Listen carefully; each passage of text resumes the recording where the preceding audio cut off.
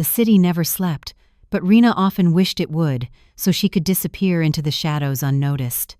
Neon lights flickered like broken promises over rain-slick streets, and the distant hum of traffic seemed louder than the noise in her own head.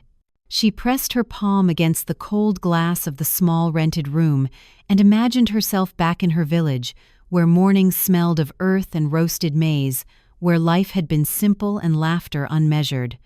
That world had been stolen from her long ago, replaced by a reality of exploitation, coercion, and the constant negotiation of survival. She had come to the city with dreams painted by someone else's promises. A woman with polished shoes and sugar-coated words had convinced her family that she would find respectable work in a hotel, that the money she earned would help repair the crumbling roof over her parents' heads. Her mother had cried when she left, pressing her small hand into Reena's and whispering, "Just a few months, Beta, then come home." But the city had no use for dreams like hers. Within days of her arrival, the woman's charming facade melted into a cage of control. Reena's identification papers were taken, her phone confiscated, and she was shoved into a world of flashing lights, heavy perfume, and rules that were never explained. Each night, she was forced to perform dances she had never consented to, wearing costumes that clung like chains. Each movement was observed, judged, and priced. She learned quickly that resistance was punished, and compliance rewarded with the barest crumbs of mercy. Reena became Mira, as her captors called her, a name that was not hers but convenient for their ledger. Her original name became a secret whispered only in the corners of her mind. She watched newcomers arrive with the same naive hope she once carried, their faces wide with unknowing, and felt a hollow empathy, a reflection of herself from months ago. At night, when the music stopped and the hall emptied, she would sit by the cracked window of her room, listening to the rain drum gently against the city streets. It was the only thing she could claim as hers, a moment of solitude, a breath of freedom. Sometimes she would move, small gestures no one could see, twirling a hand, flexing her foot, remembering the dances she had once loved in her village during festival nights under the banyan tree. Dance had been her escape then, and somehow it became her invisible rebellion now. Her world shifted one evening when a journalist visited the bar under the pretense of reviewing the entertainment. He observed with more than professional curiosity. He asked questions, listened quietly, and left behind a subtle promise that someone, somewhere, might see beyond the surface. Reena's instinct told her to retreat, but something inside her sparked, a flicker of courage she had buried beneath years of fear. The months that followed were a test of endurance. Reena learned to navigate the bar like a chessboard, each smile calculated, each movement choreographed not for pleasure but survival. She noticed the hierarchy, the unspoken rules, and the eyes of the powerful men who thought themselves untouchable. Their power was both terrifying and instructive. She observed, catalogued, remembered. For the first time, she understood that knowledge might be her weapon. It began with small acts, keeping a notebook in her bag, scribbling incidents, names, times. Each entry was a rebellion against the narrative imposed upon her. She wrote about the coercion, the harassment, the subtle manipulations that kept the dancers compliant. She documented stories not only for herself, but for the girls who had arrived after her, still bright-eyed and hopeful. The notebook became her anchor, a record of truth in a world determined to bury it. Then came the night that changed everything. A wealthy patron, influential beyond the bar's walls, had attempted to silence a dancer who had complained of abuse. When the girl confided in Reena, her fear was palpable, her voice trembling like a bird trapped in a cage. Reena realized that silence was complicity. She could not look away. She could not allow another to suffer unseen. The risk was enormous. Exposure could cost her more than freedom. It could cost her life. But courage, once sparked, is difficult to extinguish. She made a decision that night. She would fight, not just for herself, but for the unseen, unheard, and unprotected. She would find a way to expose the truth, no matter the consequences. The following days were a careful dance of observation and subtle defiance. Reena spoke cautiously to the journalist who had once visited, providing coded information, arranging discreet meetings, and building a web of evidence that could withstand scrutiny. She knew the risks. The man she opposed had power, influence, and resources far beyond hers. But she also knew something more, that fear could not govern justice forever. In her private moments, she rehearsed speeches in her mind, imagined standing before authorities, sharing the truth, demanding accountability. She dreamed not of revenge but of protection, of a world where girls like her could live without chains, without fear, without their lives dictated by someone else's greed. It was the quiet moments, when she danced alone in her small room, that she found clarity. Each movement was not just art but a declaration. She was still herself. She had survived, and she would fight. The music that played only for her became a rhythm of rebellion, each step a refusal to be silenced. And so, Reena waited for the right moment, a time when courage, preparation, and justice could converge. The city around her pulsed with life, indifferent to the battles within its walls. But she had learned that even the smallest acts, even the quietest voices, can ignite change. In that knowledge, she found power, not the power of wealth or influence, but the unyielding power of truth and integrity. The days blurred into a routine of watchfulness. Reena moved through the bar with practiced grace, smiling at patrons and managers alike, while storing every detail in the recesses of her mind. She memorized names, observed habits, and noted patterns of exploitation that had kept her and the other girls trapped for so long. The notebook she hid beneath her mattress grew thick with accounts of coercion, threats, and bribes, small fragments that, when pieced together, revealed the magnitude of the corruption surrounding them. Every night after the final performance, she would retreat to her room and pore over her scribbles, organizing, connecting, analyzing. She imagined a day when this documentation would see the light of justice. But the fear lingered, always hovering, the knowledge that a single misstep could expose her and her colleagues to retaliation. Sometimes, she would fall asleep with the pen clutched in her hand, the rhythm of the city outside mingling with the rhythm of her heartbeat. One evening, as she scribbled yet another entry about a patron who had tried to manipulate a younger girl, she felt a shadow at the door. The bar manager, a man whose smirk hid a dangerous cruelty, leaned against the frame. "Burning the midnight oil again, Mira," he said, his tone mocking yet calculating. Reena kept her eyes on the notebook, her voice steady. "Just finishing some notes, sir." He smiled coldly. "Notes are fine, but secrets are expensive." The threat hung in the air like a guillotine. She nodded silently, her hand tightening around the pen. That night, the fear followed her into sleep.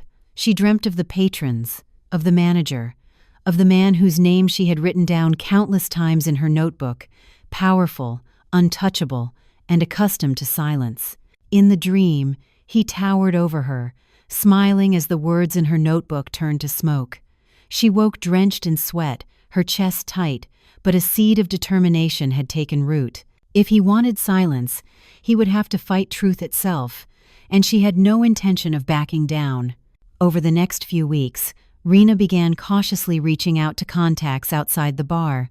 She remembered the journalist who had visited months earlier. His questions had been kind, curious, probing, not for scandal but for understanding. She wrote him an anonymous message first, careful not to reveal identifying details, outlining instances of abuse and coercion. She included dates, times, and subtle hints that corroborated her account. When he replied with a promise to investigate quietly, she felt a cautious relief. But the dangers of exposure were real. One evening, a wealthy patron cornered her during a performance. His eyes were sharp, scanning the room as though he could see her very thoughts. "You're clever, Mira," he said softly, leaning close.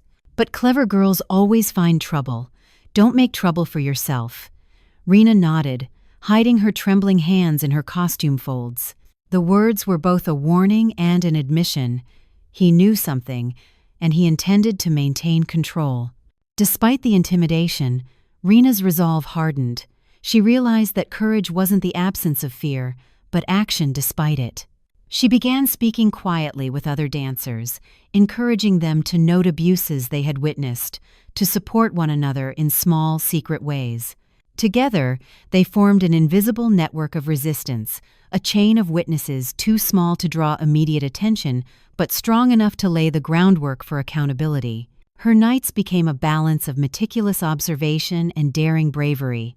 She learned to encode information, to pass messages through subtle gestures, and to signal trust to those who might help. Every dance became more than a performance. It was also camouflage, a cover for her mental preparation, her silent plotting. She imagined the courtroom, the chance to finally speak truth to power, and she allowed herself the smallest spark of hope. The journalist returned under the guise of reporting on entertainment, but Reena saw the truth in his eyes. He had been briefed, and he knew the stakes. In the shadows of the dressing room, she handed him a folder of carefully organized evidence, printed receipts, photographs, and witness statements she had secretly collected over months. Her hands shook as he glanced through the papers. "This is solid," he said quietly. "We'll need to be careful, but this can't be ignored." The weeks that followed were tense. Reena noticed more surveillance, more subtle threats, notes slipped under doors, unfamiliar faces lingering near the entrance, whispered warnings from patrons.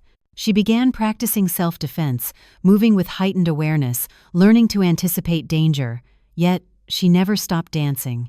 The stage was no longer just a place of coerced entertainment.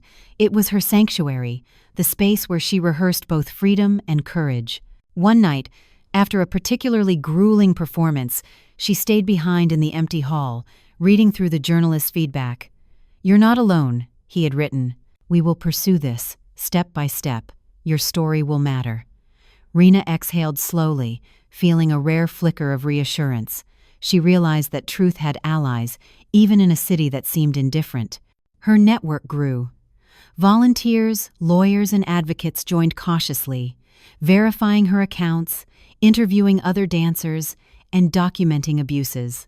Each small victory, a confirmed date, a corroborated testimony, strengthened her resolve. She began to see a path forward, a possibility where the powerful could be held accountable, where silence could finally be broken. But the opposition sensed the threat. One evening, as Reena returned to her room, she found a note slipped under the door. "Stop now, or you'll regret it." Fear gripped her chest, but she read it twice, then carefully tore it up. Her reflection in the mirror that night was pale, determined. She whispered to herself, "If they want to silence me, they'll have to silence truth itself." By the end of the month, Reena had compiled an organized dossier. Names, dates, abuses, patterns. It was more than a collection of grievances. It was evidence capable of challenging power.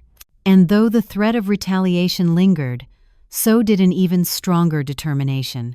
She had witnessed injustice, she had cataloged it, and she would see it confronted.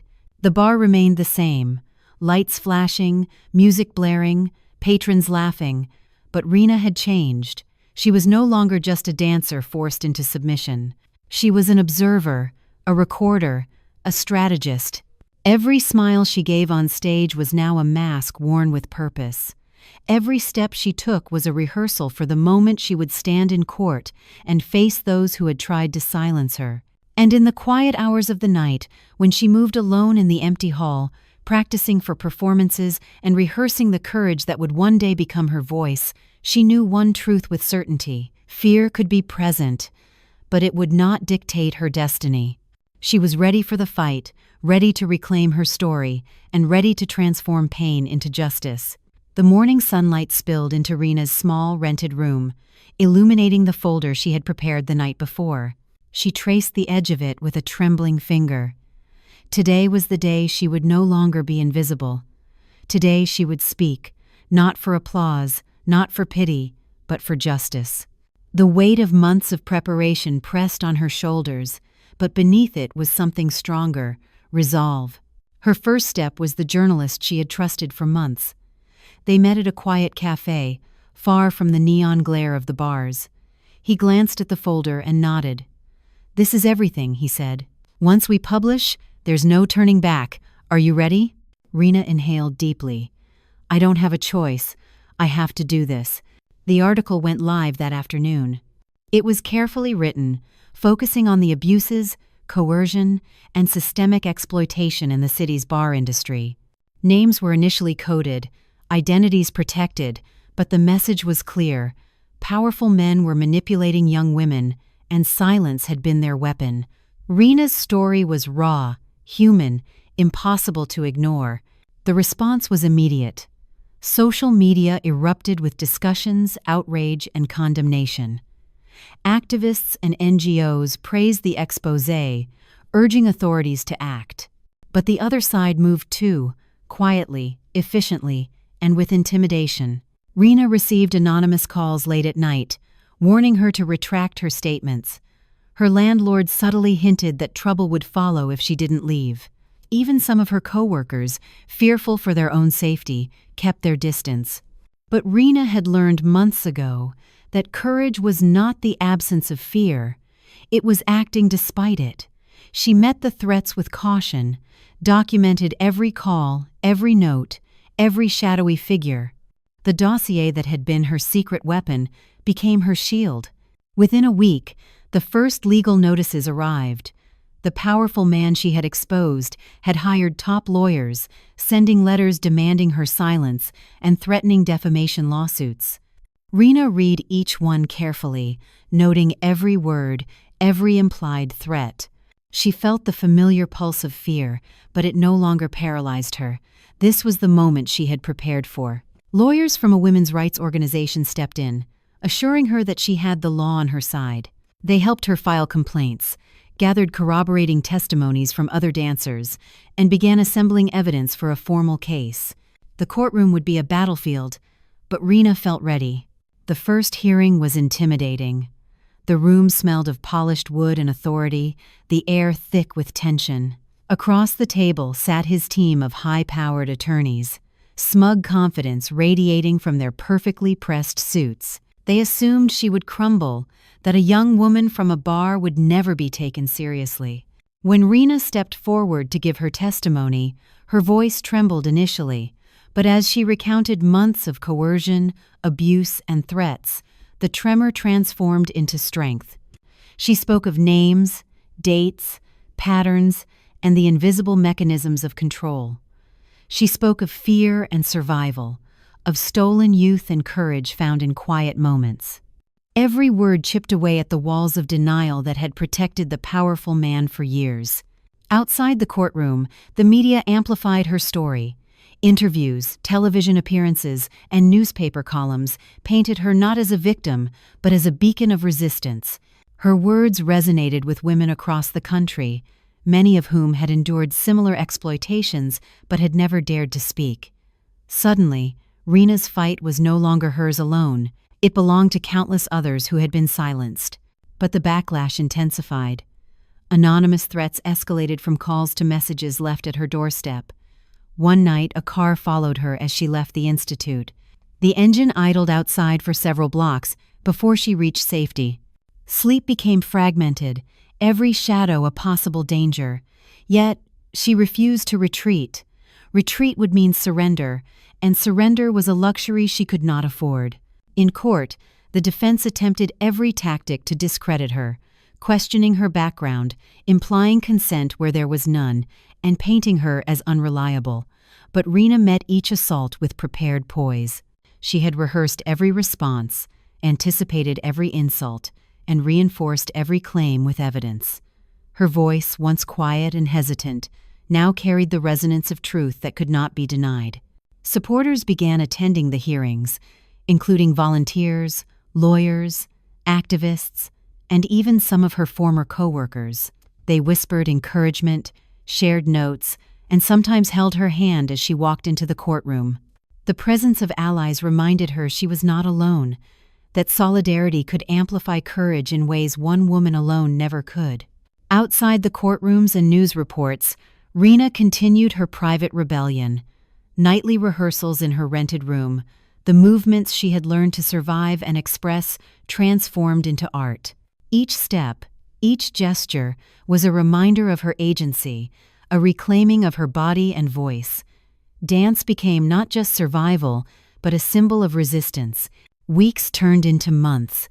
Depositions were given, statements corroborated, and slowly, the walls of power that had shielded her oppressor began to crumble. Public opinion swelled, and even political figures could not ignore the growing movement. It became clear that this case was more than one woman's fight. It was a societal reckoning. Finally, the day of the verdict arrived. The courtroom was tense, every eye fixed on the judge. Reena sat upright, hands clasped tightly, feeling every heartbeat in her chest. When the judge pronounced the ruling in her favor, acknowledging the validity of her claims and condemning the attempts to silence her, a wave of relief and triumph washed over her. Tears blurred her vision as the reality sank in. Justice had been served. The powerful man was ordered to pay fines, face legal penalties, and, perhaps most importantly, could no longer threaten or silence any of the women who had spoken out. Reena stepped out of the courtroom into sunlight that seemed brighter than ever. She inhaled deeply, tasting freedom in every breath. Her journey was far from over. The legal victory was only a beginning. She had discovered that courage could ignite change, that truth could overcome fear, and that one voice, when sustained with evidence, determination, and resilience, could confront even the most entrenched power. And so, Reena's story began a new chapter, one where her experiences would inform activism, inspire others to speak, and transform her pain into a movement that would outlast any one person. The court victory should have felt like liberation, but Reena quickly realized that justice was only the beginning. The attention she received became relentless. Cameras followed her as she left the institute. Reporters called at all hours, and social media dissected every word, every gesture. Some praised her courage, others tried to twist her story into a scandal. Each headline, each tweet, felt like both recognition and a reminder that her life had become public property. At first, she welcomed the spotlight. It amplified her mission, gave her credibility, and brought awareness to a world of silent suffering. But as weeks turned into months, exhaustion crept in. Her body ached from endless workshops, her mind buzzed from interviews, and her heart felt heavy with the weight of responsibility. She began questioning if her voice alone could carry the burden of so many others. Late one night, she walked the quiet streets near her apartment. Rain dripped from the eaves, forming small puddles that reflected neon signs in fractured patterns. She stopped by a street lamp and stared at her reflection, distorted and flickering. "Am I doing enough?" she whispered to herself. Memories of the bar, the forced performances, the threats, and the nights spent in hidden fear swelled in her chest. She had survived, she had won, yet a gnawing sense of guilt lingered. She had escaped, while many others remained trapped, unheard, invisible. Her doubts deepened when a letter arrived from a younger dancer, someone she had mentored, who had been threatened after speaking out at a local hearing. The girl's words were urgent, fearful, and desperate. Reena felt a familiar twinge of anger mixed with helplessness. She wanted to protect every girl, to be the shield she had once longed for, but she was only one person. The enormity of systemic exploitation pressed down on her like a storm cloud, and for the first time, she questioned whether courage alone could make a difference. She retreated to the Institute's rehearsal hall, the mirrors reflecting her tired figure. As she moved through familiar sequences, the motions were mechanical at first. But slowly, muscle memory and emotion intertwined. Each gesture became a cathartic release, a silent conversation with her past. Dance reminded her that while she could not save everyone alone, she could inspire, mentor, and empower those willing to listen. She was not omnipotent, but she was necessary. Public scrutiny did not abate. Political figures debated her case, tabloids printed half-truths, and some detractors accused her of fabricating stories for attention. Reena learned to separate noise from purpose. She developed a disciplined schedule, mornings spent with survivors, afternoons documenting cases, evenings for interviews or workshops, and nights reserved for reflection and rest. It was a delicate balance. One misstep could compromise her credibility or mental health. Amid the chaos, she discovered allies, fellow activists, psychologists, and legal experts who became her support system. They reminded her that empowerment was not a solo journey. Leadership, she realized, required trust, collaboration, and the humility to accept help. Together, they designed programs that trained survivors in self-defense, legal literacy, and creative expression. Dance became the centerpiece, a method of reclaiming both body and voice, a tangible symbol of autonomy. One particularly exhausting week, after a long series of workshops and media interviews, Reena collapsed onto the floor of the rehearsal hall. The echo of applause and chants from performances past lingered in her mind. She closed her eyes and imagined the faces of the girls she had helped, some fearful, some smiling, some just beginning to trust themselves again. She realized then that every step she had taken, every sleepless night, was not just for her own vindication. It was a lifeline for those still tethered to fear. The emotional strain, however, forced her to confront another truth.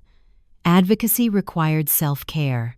She began meditating, journaling, and practicing dance for herself alone, without audience, cameras, or cause. Those private sessions became sacred, a space where she could grieve, process, and remember that she was human, not just a symbol of justice. Despite her personal struggles, the movement she had sparked continued to grow. Survivors trained under her guidance began conducting workshops in remote communities, spreading awareness about coercion and exploitation. Reena's story became a teaching tool, integrated into seminars on human rights and gender-based violence, yet she never allowed herself to be deified. She reminded everyone, including herself, that courage was fragile and resilience required constant tending. Then came the day when a public forum invited her to speak alongside policymakers and law enforcement officers. The room buzzed with anticipation, the audience eager to hear from the woman who had dared to confront power. Reena stepped to the podium, feeling the weight of expectation on her shoulders. She paused, letting the silence fill the room. "Survivors are not statistics," she began, her voice calm but steady. "We are not entertainment. We are human beings with stories, families, and dreams. Some of us were forced to dance under duress, others were silenced by threats, and some were made invisible entirely. But every act of courage, every word spoken in truth, has the power to dismantle injustice." She recounted not only her own experiences, but the stories of those she had mentored, highlighting the resilience and agency of women often overlooked. She emphasized education, empathy, and societal responsibility as pillars of systemic change. The audience listened, rapt, some nodding, some wiping tears. By the time she left the forum, Reena felt the familiar exhaustion, but also a profound sense of purpose. She realized that the struggle for justice was ongoing, messy, and sometimes overwhelming, but also infinitely necessary. Her personal pain had been transformed into collective empowerment. Every survivor she had helped, every listener she had reached, every small policy change influenced by her advocacy was proof that one voice could catalyze broader transformation. That night, she returned to the empty rehearsal hall, dim lights casting long shadows. She moved slowly across the floor, letting each step carry both grief and triumph. In the quiet, she whispered to herself, "I am not alone, and neither are they. This work will continue, not for me, but for all of us." And so, even amid scrutiny, fatigue, and fear, Reena's journey persisted. She had learned that the fight for justice was not linear, nor was it always celebrated. It was a series of choices: to speak, to act, to nurture, and to persist. Each challenge she faced only deepened her understanding that empowerment was never a gift. It was earned, nurtured, and shared. The city was quieter that morning, the streets washed clean from overnight rain, reflecting the sunlight in glittering shards. Reena walked briskly to the institute, feeling the weight of months of work behind her, and the pulse of something new ahead. The court's verdict, the media attention, the workshops, and the mentoring programs had all built to this moment, the inauguration of a permanent center for survivors, a sanctuary where stories could be reclaimed and voices could be amplified. The space was humble but vibrant. Bright murals painted by women who had endured untold suffering. Mirrors lining the walls to reflect both movement and self-recognition, and mats spread across the floor, where small groups had already begun rehearsals. Reena watched as young women moved tentatively, hesitantly, until confidence replaced fear in their posture. This was the tangible proof of change, the embodiment of resilience. Her phone buzzed with messages from journalists, activists, and volunteers. Requests for interviews, invitations to speak at conferences, and emails from survivors seeking guidance poured in. She smiled faintly but felt grounded. She had learned to manage the deluge without letting it overwhelm her. Purpose, she realized, was a shield against chaos. As she began welcoming the first attendees formally, a familiar face appeared at the doorway, the journalist who had helped bring her story to light. He gave her a small nod of recognition, a silent acknowledgement of the battles they had fought together. "You've done something incredible here," he said quietly. "Not everyone could have." Reena shook her head. "This isn't about me. It's about all of them, those who are still finding their voice." Workshops began, blending dance, storytelling, and self-defense. Each participant discovered something profound, the ability to move their bodies freely, to express emotions safely, and to reclaim agency over spaces that had once been sites of fear. Reena demonstrated movements first, her gestures both precise and fluid, then encouraged the girls to explore their own interpretations. Laughter, music, and whispers of newfound courage filled the room. Outside the institute, society was beginning to respond. Policymakers referenced Reena's work in discussions about labor rights and women's protection. Schools invited her to speak about resilience and consent. NGOs adopted her training methods, integrating creative expression into rehabilitation programs. Even those who had once doubted her credibility began to acknowledge the transformative power of her approach. Despite the outward success, Reena remained mindful of personal balance. She kept her evenings sacred, time for reflection, journaling, and private rehearsal. She revisited her own dances, not as performance or advocacy, but as a dialogue with herself, an ongoing meditation on pain and triumph, memory and hope. Every pirouette, every sway of her arms, was a reclamation of freedom, a celebration of survival. Months passed, and the Institute's influence expanded. Communities once indifferent began hosting public performances by survivors, blending art and advocacy. Stories of empowerment spread through social media and local networks, inspiring women to step forward and demand accountability. Reena traveled, trained facilitators, and continued mentoring, but always returned to the Institute, her anchor, her foundation, the tangible proof that change was possible. One afternoon, she received a letter from a young girl named Tara, whom she had first encouraged months ago to dance, despite fear. Tara wrote about her own courage in confronting her oppressors, about her plans to start a support group for other survivors in her town. Reena read the letter aloud to the participants, her voice thick with emotion. "This," she said softly, "is why we continue. Every small act, every voice raised, creates ripples far beyond what we can see." As evening fell, Reena stood in the empty hall, watching sunlight streak across the floor. The faint echoes of laughter and music lingered, a reminder of the lives transformed within these walls. She raised her arms, moved fluidly, and felt the culmination of her journey, every fear faced, every risk taken, every voice uplifted, flowing through her movements. In that moment, she understood that true empowerment was not only about personal freedom, but about fostering a space where others could reclaim theirs. The fight for justice had begun with her courage, but it would continue through countless others, amplified, multiplied, unstoppable. Her body, once a site of coercion, had become a vessel of expression, resistance, and inspiration. Her story, once silenced, now spoke through every step, every movement, every empowered girl who dared to dance and demand her place in the world.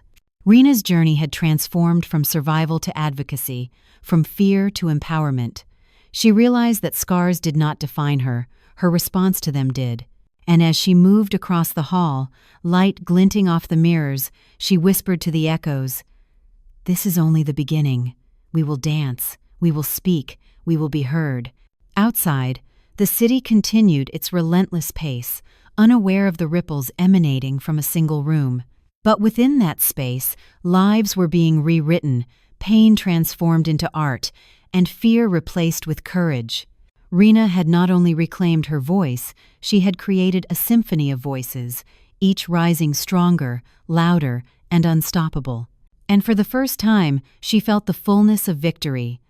Justice achieved, empowerment shared, and a legacy born from resilience, courage, and the unyielding belief that no voice should ever be silenced.